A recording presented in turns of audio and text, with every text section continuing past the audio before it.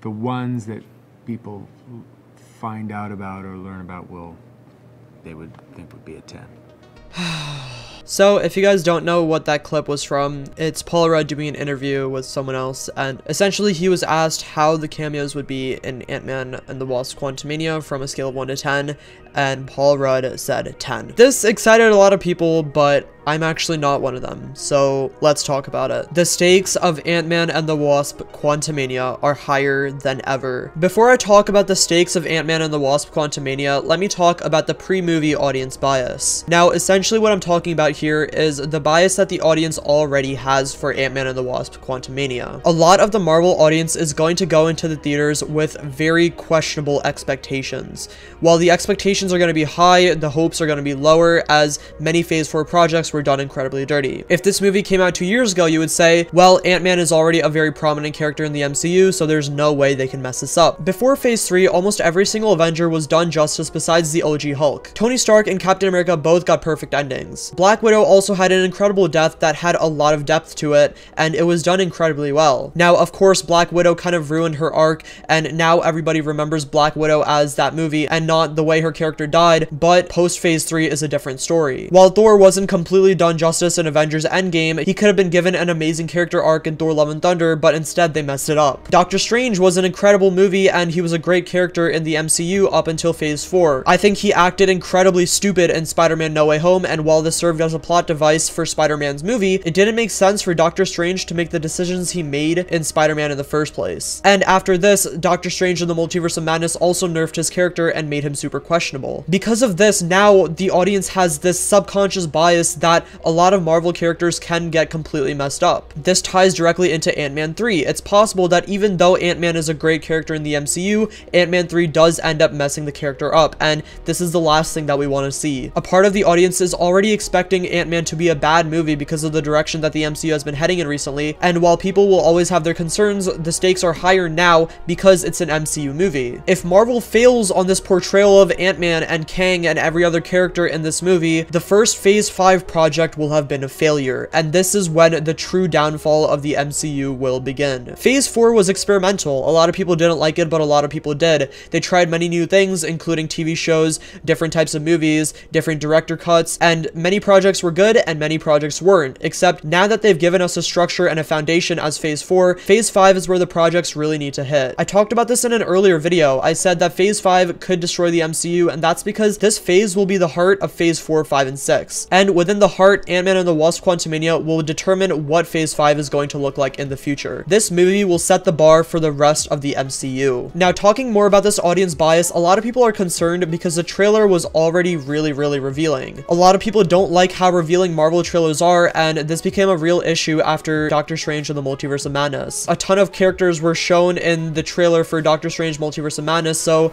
the idea was, oh my god, if there's so many characters in just the trailers, how many characters are going to be in the actual movie? And once we saw that there was no additional characters in Doctor Strange and the Multiverse of Madness, everyone was left disappointed and expectations were not met. From what I've seen so far, this trailer is already super revealing. We already saw MODOK, and we've already seen Ant-Man almost die. We've seen the entire progression of how everyone ends up in the quantum realm, and we've also seen how the plot kind of plays out with Ant-Man ending up in the quantum realm with his daughter and wife, and then meeting Kang, and then Kang helping them, and then betraying him later on. And as we know, Ant-Man is probably going to die as well. Additionally, allegedly, the Ant-Man script has already been leaked. This is a huge issue, and I actually can't confirm if this is real or not because I've been actively avoiding the script as much as I can, but allegedly this already happened. If issues like an over-revealing trailer and a leaked script are already coming up, what is going to happen when this movie actually comes out? I'm so concerned for the future because this audience is already going to have a determined bias going into the movie, and the likelihood of their minds being changed is going to be much less common if they already have this predetermined subconscious bias. Unlike other MCU post-Phase 3 films, the bar for Ant-Man as a sequel is much lower. The reason for this is because the first two Ant-Man movies were not nearly as appreciated as the other MCU movies and their consecutive trilogies. For example, every single movie in the Captain America trilogy was done incredibly well. Even though Iron Man is a little more debatable, people really like that as well. Thor 1 and 2 were not that great, but Thor Ragnarok was an incredible redemption arc for the Thor trilogy, and Spider-Man: No Way Home had Spider-Man Homecoming to give it a good foundation. When Guardians of the Galaxy comes out, it's going to have incredibly high stakes as a sequel because the first two Guardians of the Galaxy movies were also absolutely amazing. Ant-Man and the Wasp is going to be the first MCU trilogy to date that had two very questionable movies in the MCU. Now, obviously, you can say that the first two movies were still pretty good, but the point is that they had a very little impact on the rest of the MCU. Now, while the bar for Ant-Man as a sequel is lower, I don't want people to mistake this for low expectations. The expectations for this movie are still insanely high, and that's especially because of Kang. We saw He Who Remains in Loki. He was a nice Kang variant, and he was kind enough to give us all of the information we needed to go into phase 5. Kang the Conqueror is not going to be like that. He's going to be much more dangerous, and we should seriously be worried about the main characters. This movie is going to be a major jump in quality from the first two Ant-Man movies. It needs to be tonally different, and it also needs to be much larger. Obviously, the first two movies kind of hinted at the quantum realm, and we weren't in there for a very long time,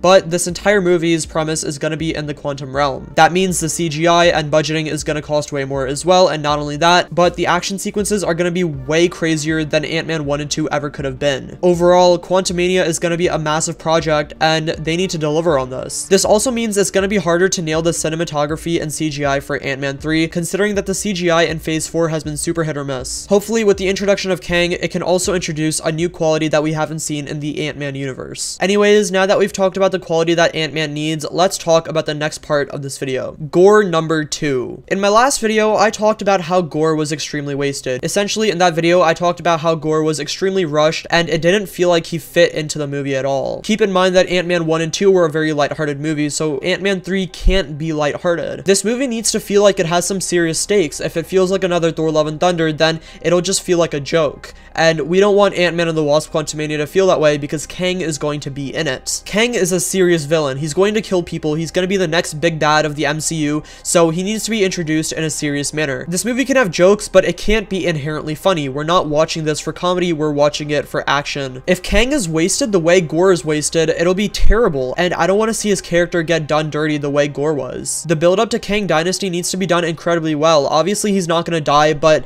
he needs to kill the right people. Many people think that he's going to kill one of the main characters, and a lot of people are guessing that that's going to be Ant-Man. I actually agree with that. I think that it makes sense for Ant-Man to die in this movie because that's what's going to get Kang on the Avengers radar. As I said in my last video, Thor Love and Thunder would have felt way more serious, and the stakes would have felt way more genuine if Gore the God Butcher had actually killed one of the main characters. Valkyrie was the perfect character for Gore to kill off. If Gore killed Valkyrie at the end of the second act, the final act of the movie would have felt so good. Similarly, if Kang kills off Ant-Man or another character, it'll feel so much realer. It'll feel like there's actual stakes. They need to find a way to give it a satisfying ending without it being predictable. I mean, sure, they might kill off Ant-Man, but that can't be all Kang does. If it is, then it's gonna be a disappointment. People expect what they expect. They like to be surprised. This is why shock value is such an important characteristic in TV shows and movies. Take Avengers Infinity War, for example. The fact that everyone died at the end was shocking. No one ever expected it because the Avengers have never lost on that level. The movie literally ended with Thanos as a villain winning, and this has never happened in a comic book movie before to this scale. No one could even talk in the theaters because of the way everyone felt.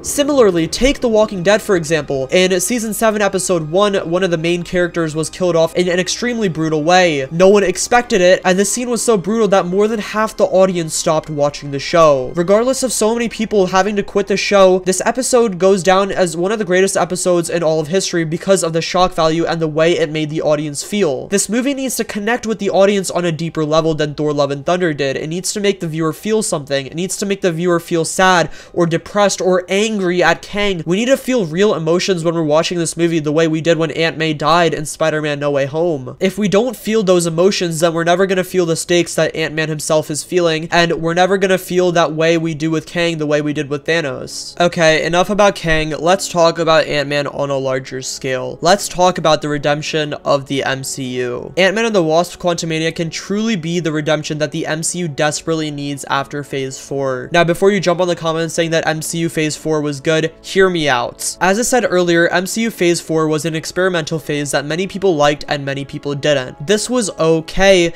because the goal of Phase 4 was to set up a larger universe. This was the foundation, and now we have time to build off of that foundation and make all these new characters lovable. It is not too late for characters that we don't like Jennifer Walters. Of course, She-Hulk kind of sucked, but that doesn't mean that She-Hulk can't be a good character going forward. The way that Thor became a fan favorite, even though his movies weren't good, can still happen. For example, Spider-Man No Way Home made the entire Spider-Man trilogy way better. Even though Far From Home wasn't a great movie and Homecoming wasn't super amazing, No Way Home made all of the movies age way better. Similar to this, if Phase 5 is amazing, it'll make Phase 4 way better. And Phase 5 starts with Ant-Man and the Wasp: Quantumania. This isn't just the start of Phase 5, this is the start of the Kang Dynasty. I mean, this is where Kang makes his big screen debut. Yes, he was in Loki, but it wasn't the same. Loki's final episode was made to hype up Kang for the future. That was He Who Remains, and now Kang is coming. He is on the way, and he is going to be here in Quantumania. Ant-Man 3 needs to bring us back into this universe through Kang and make the stakes worth it. If they fail in this movie, everyone is going to expect Kang Dynasty to be terrible. I mean, you can't have Kang start off as a bad villain and then turn him into a good one. It's just not going to work. Kang needs to be nailed perfectly in every single aspect of his character.